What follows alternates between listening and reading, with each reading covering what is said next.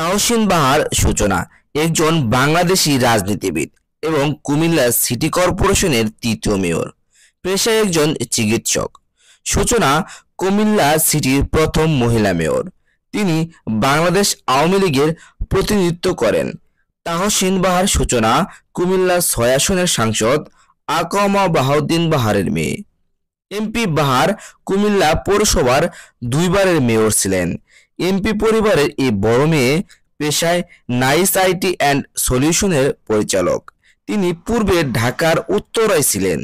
মাধ্যমিক Comilla missionary school, Comilla women's college উচ্চ মাধ্যমিক, এরপর উত্তরায় উইমেন্স মেডিকেল কলেজ থেকে ডাক্তারি পড়েছেন। আওয়ামী লীগের কুমিল্লা মহানগর শাখায় সাংগঠনিক সম্পাদকের দায়িত্ব পালনের মধ্য দিয়ে রাজনীতিতে তাহসিন বাহার সূচনার সম্পৃক্ততা শুরু হয়। পরে তিনি কুমিল্লা সিটি কর্পোরেশনের উপনির্বাচনে মেয়র পদে প্রতিদ্বন্দ্বিতা করেন। সূচনা ৪৮,৮৯০ ভোট পেয়ে মেয়র নির্বাচিত হন।